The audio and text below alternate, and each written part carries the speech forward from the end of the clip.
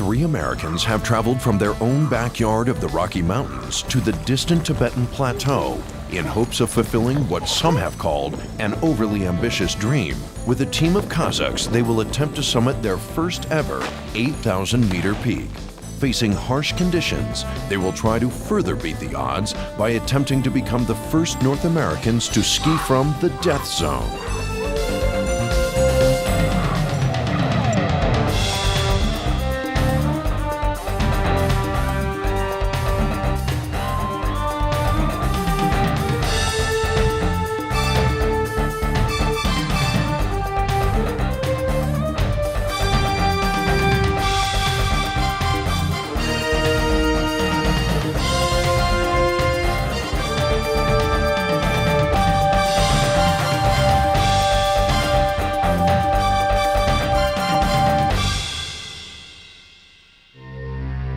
Mount Shishapangma looms over the Tibetan plateau at an elevation of 26,296 feet. Although it just manages to make the list of the world's 8,000-meter peaks, the summit still pierces the infamous death zone, and dangers such as unpredictable weather and high-altitude sickness remain constant threats.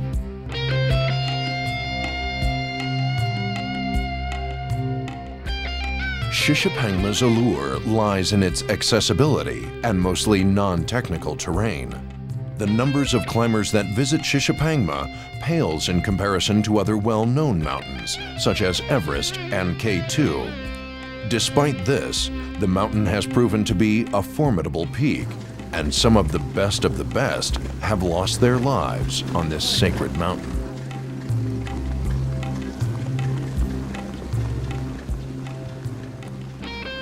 A goal that has eluded the American climbing elite is a first ski descent from the summit of an 8,000-meter peak. This group of three Americans planned their expedition unaware that such a void existed in U.S. climbing annals. They have come to Shishapangma in hopes of summiting their first 8,000-meter peak and carrying their skis with them, not because they seek the elusive first descent, but because it would be a culmination of their two true passions, climbing mountains and skiing down them. I think that the natural progression for us as a group was ultimately to climb an 8,000-meter peak.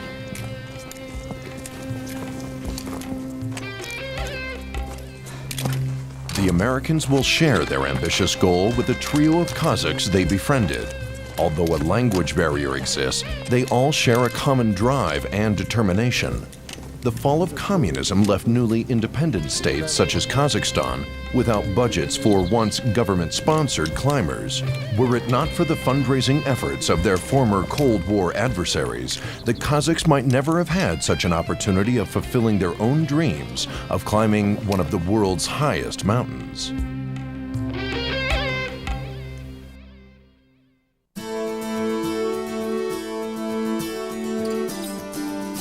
The Americans hail from Aspen, Colorado. This old mining town turned premier ski mecca is nestled in the Rockies at an elevation just shy of 8,000 feet. Growing up here, they were able to hone their skiing and mountaineering skills.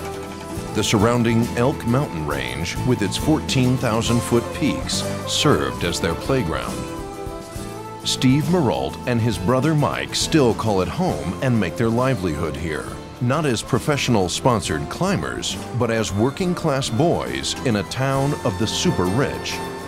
The Meraults are both CPAs. We're not superstar climbers. We don't aspire to be famous. And there's only one reason that we climb. We were born in the mountains and raised in the mountains, and we love the mountains. We love to ski.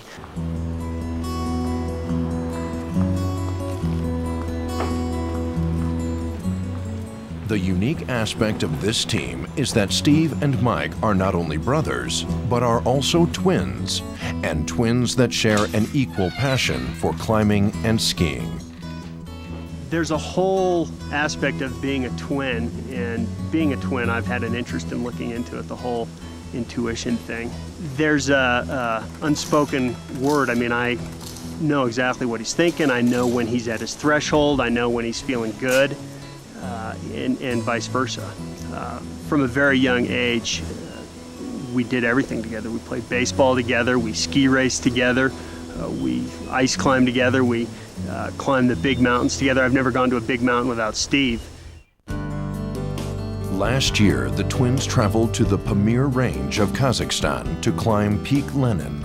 On that trip, we met some really good friends. And when we left, we decided that we were going to raise the money and bring as many of these people with us to Shishapangma as we could, to provide them the opportunity that they probably wouldn't have otherwise because of the economic circumstances in their country. Mike and Steve tell me about future project, climb to Shishapangma. I think I tell him, no problem, we ready every time. But I don't believe.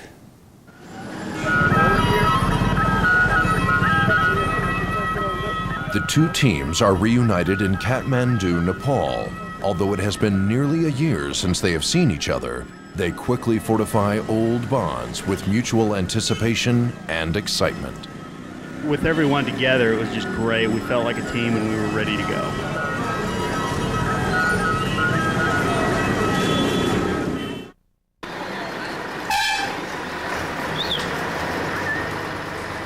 Unlike many expeditions to the Himalayas, Shishapangma's base camp is accessible by vehicle. This convenience can be problematic due to rapid elevation gain and travel on hazardous roads where danger lurks around every turn. The drive in can often be more deadly than the climb itself.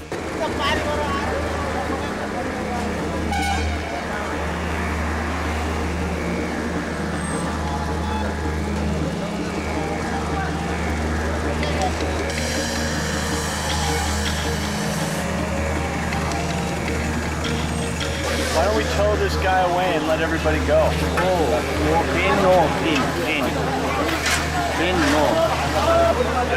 Take this cup and a little more. I reckon we'll be here for a while.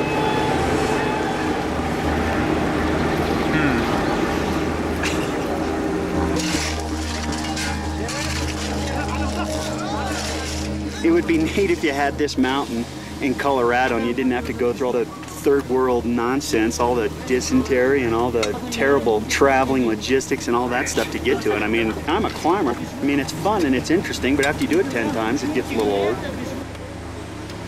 We've been stuck for about 2 hours in a traffic jam and can't figure out why the traffic isn't moving a little quicker than it should, and all of a sudden it's moving, and as soon as it starts moving, our driver's nowhere to be found, so we hired Vadim to just take over.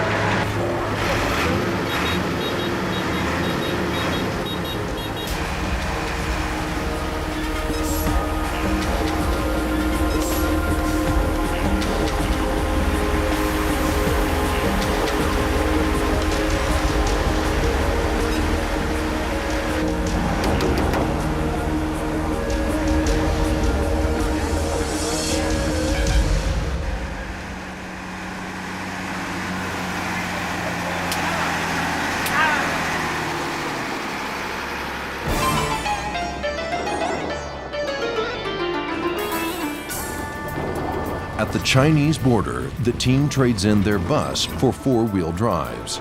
They continue on through the province of Tibet in hopes of reaching the mountains safely and without encountering any further hazards. As luck would have it, we ran into another accident, and what we learned is that when something like this happens, everybody just kind of stands around waiting for the novelty of the situation to wear off, and if you don't just jump in there and start pushing and shoving, you could really wait a long time.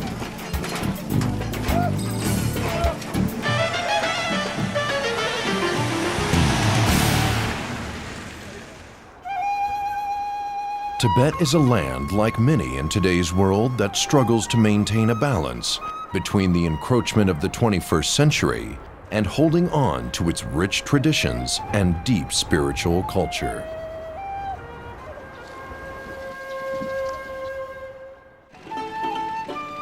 The Tibetan people have opened their borders to the West only since 1980.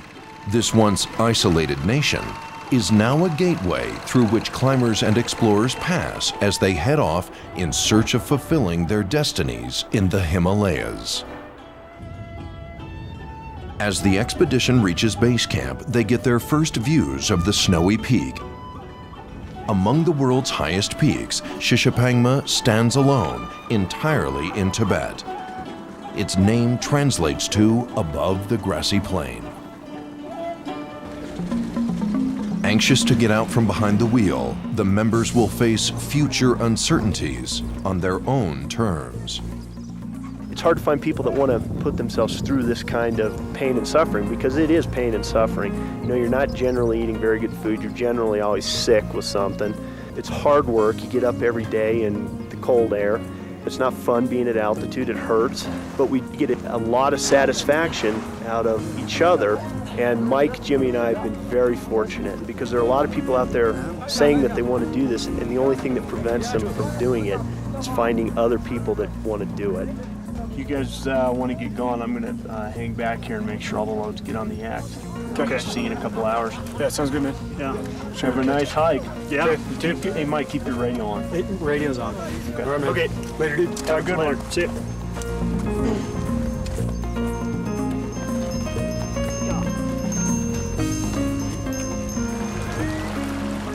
The team will now exchange their modern modes of transportation for more natural means. Yaks. These beasts of burden have been used by the Tibetan people for centuries and will aid the expedition in hauling the necessary gear and supplies to advanced base camp.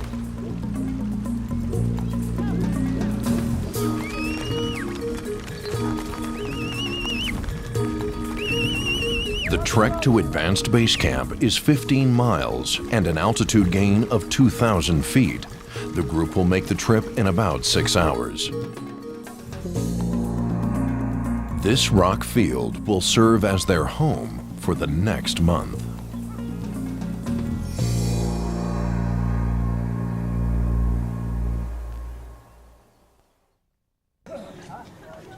What the team hopes to get out of their skis is not only a descent, but an efficient means to ascend the mountain as well. The main goal of this expedition is to get an 8,000 meter peak summit under our belt.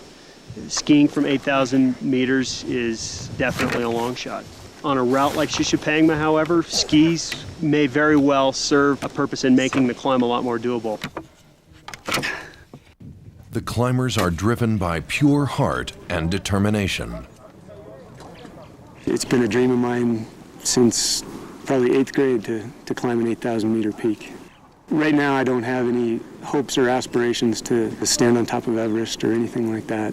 It's more to get to 8,000 meters and just see if my body can handle it. While acclimatizing, the team members meticulously prepare their gear. The route follows moderate glacial terrain to an elevation of 22,000 feet. From here to the summit, it becomes technical, ascending a steep snow face. The remainder of the climb follows a ridge of mixed snow, rock, and ice.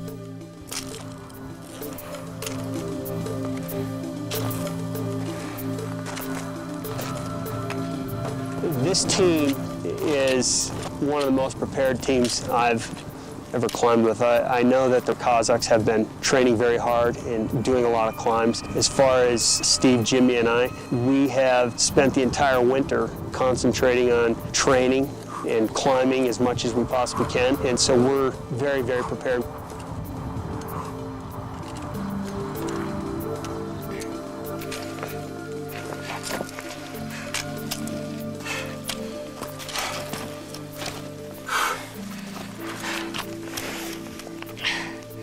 In Kazakhstan, I'm training all winter. 5 days per week, 3 days in the mountain, 2 days in the city. I'm climbing in the mountains. I'm climbing in the mountain.